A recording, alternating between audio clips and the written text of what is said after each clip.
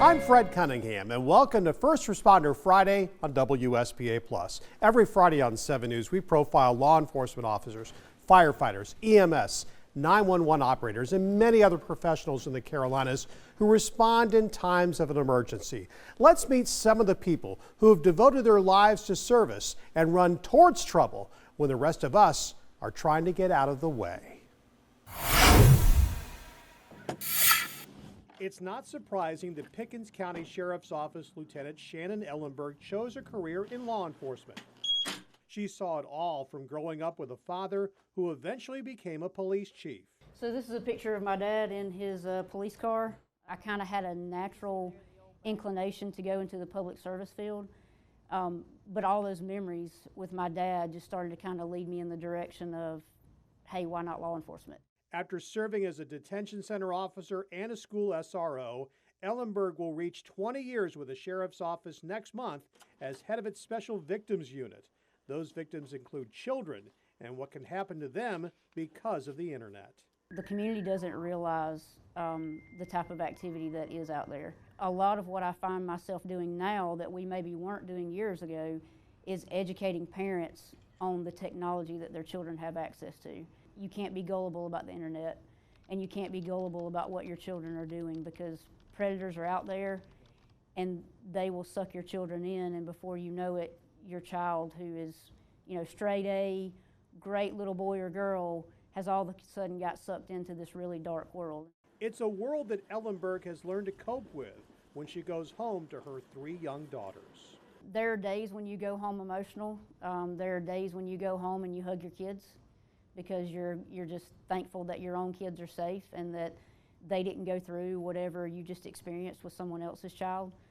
But that comes with time. Hey, Austin, how you doing this morning? But Ellenberg believes being a woman in this type of law enforcement is necessary. Females just have a more maternal instinct regardless of whether or not they have children. And so it does make it very different. It's essential, in my opinion, for a special victims unit to have both male and female investigators. And Vance Mahaffey's here from Benson Hyundai. He's got a special presentation. On behalf of Benson Hyundai and the entire Pickens community, we want to thank you for what you do for each of us every day. And we'll have a small token of our appreciation. Thank you so much. I appreciate the support. You're very welcome. And that is First Responder Friday. Also, First Responder Friday, we're joined by Lieutenant Kara Blackwell from the Greer Police Department. First of all, thank you for being with us this morning. Good morning. Happy to be here. We're glad to have you here. We are in the middle of August, but we're already thinking about something that's going to be in December, and it's a great program that Greer Police do to help children in our community. Yeah, so it's our Cops for Tots program. This year will be our 36th year. Started long before I started here, but it's just a community outreach event where we serve kids in the community, provide them with Christmas gifts that they might not otherwise get, but really it's an opportunity for us to build a relationship with the kids that we might not otherwise have the opportunity to build in a positive way. That's great. How do people get involved if they want to be able to help what you're doing? So in October we'll start an application process. If your application is approved, in the second week of December, you come here, you're paired up with a police officer right here at City Hall. You walk through this manufactured toy store that we build, and you pair yourself with an officer, select pretty much whatever toy you want, take it home. That's terrific. Right now we're showing some video of something that's under construction right now. It's a new public safety training building. This will be for both police and the Greer Fire Department. How is this going to help the Greer Police Department?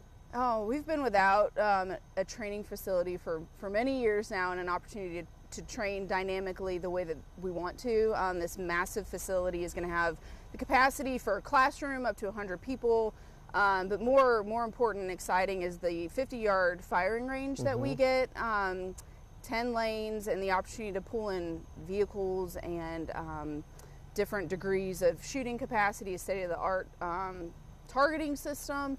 And so that's going to offer us the opportunity to train the way that we need to train in a dynamic and unique way, actually. It's under construction now. Do you have when's the completion date scheduled? Spring 2026. Wow, okay, so right, close. we'll be here closer than you think about it. All right, Lieutenant Kara Blackwell with the Greer Police Department. Thank you for being here with us this morning. Thank you for what you and all the first responders do for Greer. Yep, thank you, sir. Very much. And that is First Responder Friday.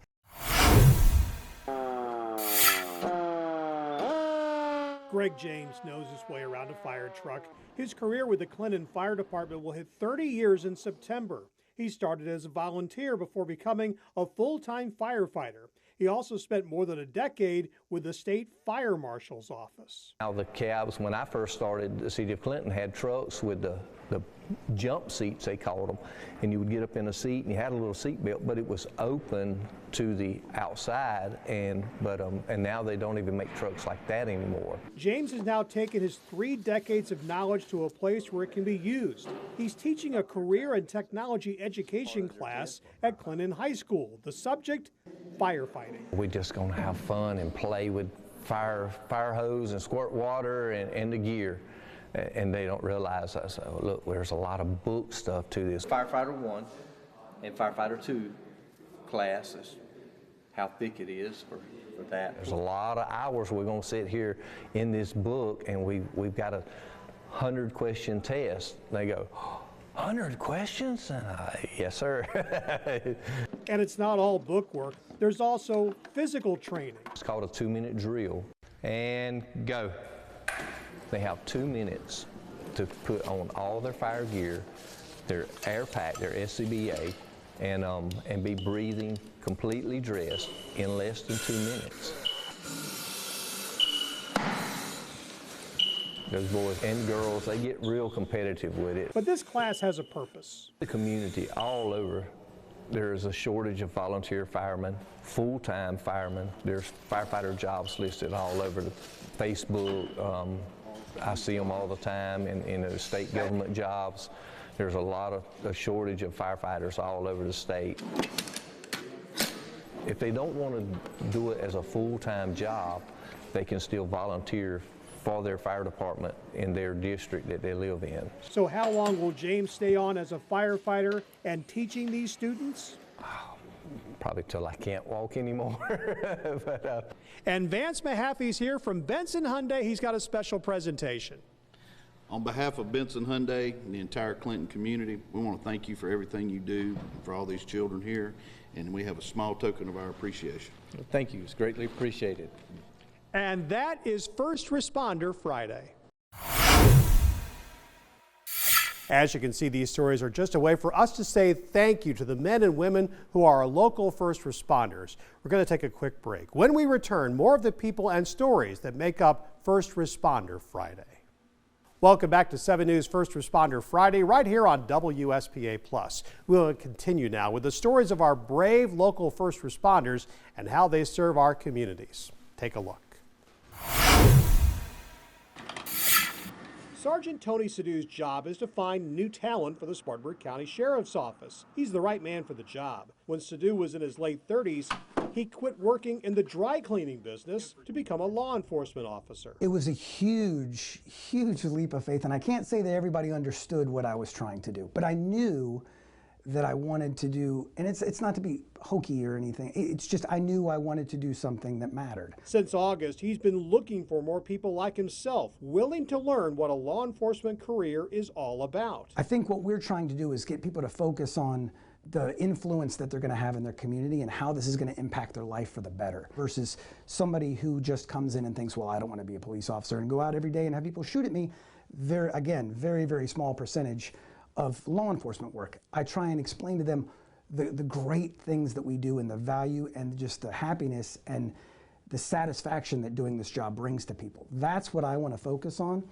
And when I find those folks and we touch on them, you can tell that we've made that connection and this job's for them. Sergeant Sadu thinks outside the box with what's outside his recruiting officer vehicle. One of the ideas that we had was to implement the QR code on the side. This actually will take a potential candidate directly to our recruiting site, joinscso.com. We've got one of the QR codes on this side, on the driver's side, and on the back. We know what the Spartanburg County Sheriff's Office is offering, but what is Sadu looking for? There isn't a specific dynamic that makes up a good candidate for us. There's Maybe, again, with the misinformation, oh, you have to have military experience or be a Navy SEAL or be 6'5" and be able to bench 500 pounds. Not at all. I need people with character, people who can talk and communicate to people, and people who want to make a difference. That's going to make a good candidate for us. And Vance Mahaffey's here from Benson Hyundai. He's got a special presentation. On behalf of Benson Hyundai and the entire community in Spartanburg County, I want to thank you for what you do for us and protecting us, and have a small token of our appreciation. Oh, thank you. I do appreciate that. It's great to be appreciated. Thank you for your support. We do appreciate it. And that is First Responder Friday.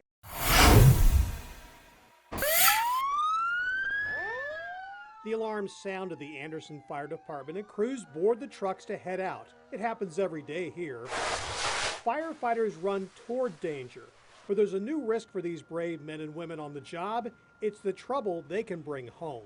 Cancer, that's a chronic illness. You're out for long periods of time and out of work, and you lose that paycheck. And occupational cancer is now the leading cause of death among firefighters, surpassing heart disease. Cancer is blamed for 3 out of every 4 in the line of duty deaths. Chief Charlie King says his firefighters came up with a way to attack the problem. They created a system with decon buckets and a method that once the job is over on the scene of a fire, that they would leave those contaminants there on the scene. As a firefighter comes out of interior structural firefight, obviously they have contaminants on them from the soot, the smoke, things that cause cancer. So we have a 5-gallon bucket, and as they come out, they'll go through a gross decon, start from the head and work down to the feet. And we remove as much contaminants as possible right there on scene. And what do they use to clean those suits? It's something you likely have next to your kitchen sink. So what we chose to use in the buckets is simply just a Dawn dish detergent on the scene, because it does cut grease, it's got an antibacterial in it, and it does an effective job on the PPE without being destructive to the cloth and the clothing itself. Back at the fire station, the trucks go through a wipe down and the dirty fire suits go straight into the washing machine. It's a change in procedure at just a couple of $100 per fire truck to hopefully prevent cancer. It has both financial implications to the individual through missed work time and financial impacts to their family, that we had seen firemen that had lost their houses, their cars. Something else is different, and you only have to look at Captain Burdett's helmets to see what it is. It's changing the culture of, hey, I have a badge of honor of being dirty, as to, hey, I'm washing this off to protect me in the future. And Vance Mahaffey's here from Benson Hyundai. He's got a special presentation. On behalf of Benson Hyundai and the entire Anderson community, we want to thank you for your service and what you and all your team do for all of us. And this is a small token of our appreciation. Thank you, sir. Thank you, sir. And that is First Responder Friday. It's been nearly a year since Helene, but for much of Batcave, it looks like time stands still. The damage is incredible. In the days before the storm arrived, Chief Steve Freeman sent his crews out into the community. I had them take a pen and paper with them, and after they asked them to evacuate, if they said they weren't, to at least take the names of all the people down in the household and to write down their next of kin, a contact for that. Freeman took his message a step further. I told them the very last thing you do before you leave, after you write down all that information, is pull this Sharpie out of your pocket and ask them to write their name and next of kin on their arm. Batcave turned into a helicopter landing zone. Everyone did evacuate, except for first responders and their families. But it wasn't safe. Freeman went outside after hearing the sound of his car and pickup trucks being pushed into his home. He's lived here for 62 years and nearly died here. I turned to run back toward the house, and I made it to the other end of the pole garage. And about that time, I guess the truck hit the garage and it collapsed the garage on me and pinned my head against an old backhoe I had sitting there. So if God would have took me out, I would have got my reward. But about that time, he just pulled that back enough to where I could get my head out. Did you feel something, or was it knowing after that? Oh, him moving, I felt it instantly right then. It wasn't your time. Nope. The roads to Batcave were cut off for 5 weeks. There was no power for 33 days. But Freeman and his firefighters, all volunteers, had a job to do. I'm not brave by no means, but had a purpose, and we were pretty much bulletproof because we did some pretty sketchy stuff just to get up there and check on those people. And now as Batcave recovers, slowly perhaps, here's a reminder. This entire area is still here, still standing, mountain strong. Harrison's our partners with First Responder Friday, and Kevin Harrison is here. Yeah, and we just want to thank you for what you guys are doing, your whole team. So thank you on behalf of Harrison's and all of our community. We just want to say thank you for what you do in keeping us all safe. Well, thank you, and it was a team effort. Yep, absolutely, absolutely. Thank you, Chief. Thank you, Kevin. And that is First Responder Friday. We're going to take a short break from our stories of these amazing heroes. Stick around for more First Responder Friday right here on WSPA+. It's a privilege and an honor to get the opportunity to bring you these stories of our local heroes, those who choose to put their lives on the line or simply choose to be there for us when we need them most. Here are some more stories from our First Responder Fridays. It is also First Responder Friday. Clemson's Police Chief Jorge Campos is here. And we first of all, thank you for being here again. Okay, you got it tomorrow night. It's the opening of football season. It's a home opener. It's a monster game, but you're used to the traffic pattern getting people in and out safely. Correct. So we've had a traffic pattern in place for several years. We've worked with the Highway Patrol, the university, and the goal of the traffic patterns is to get everybody into the stadium as quickly as we can, and then after the game as quickly as we can to leave town. There are always nuances that we deal with, and some of those are if it's a very close game and everybody stays to the bitter end and then all of a sudden leave. That takes us a little bit longer to get traffic out because there's no like staging. So if the Clemson's winning big, they got a big score up on the board, people will start coming out of the stadium early. They'll start getting on the road early, and that kind of helps us get the traffic out a little bit quicker. But if it's really close at the end or we go into overtime, then that's when we have issues, even though it's in the middle of the night. Could be looking for that at the same time. And of course, you also depends, kickoff time matters a lot. Tomorrow, a little easier time getting in versus noon when everybody crams in first thing in the morning. That's correct. And then a lot of people come into town ahead of time to tailgate and those type of things. One thing I will say is people, because of the different construction projects that we have going on, a lot of the parking has changed a little bit. So if you're used to a certain place to go park, you might want to give yourself a little extra time to see if that parking space is not available anymore. You may have to find an alternate space to go park. So keep that in mind coming in. And then obviously if it's a new spot, remember where you parked. Okay. So after the game, when it's dark and you can't see landmarks as well, you know exactly where it is. Maybe use the app on your phone to drop a pin or something like that so you know where you parked your car. Great idea right there. By the way, Harrison's is our partners on First Responder Friday, and Kevin Harrison left this for you as well, and wanted to thank you not only for what you do for your community, but what the entire Clemson Police Department does. Well, I appreciate that very much. Thank you very much. Chief Jorge Campos of the Clemson Police Department. Fighting wildfires has been an all-in-the-family affair for Tony Harris. Born and still living in Union County, he's been with the South Carolina Forestry Commission since 1979. Well, my daddy worked with the Forestry Service. He went in 1960, and he worked 37 years and six months. And we was partners as a team for 19 years together with the Forestry Commission. I knew what it was all about and stuff, and it wasn't anything new to me when I went in 79. And it's been a good job, and I'm glad I listened to him and made a career out of it. It's just in his blood, and he has no inclination of retiring. You get hemmed up and no escape route, fire shelter. You deploy that and get in the fire shelter.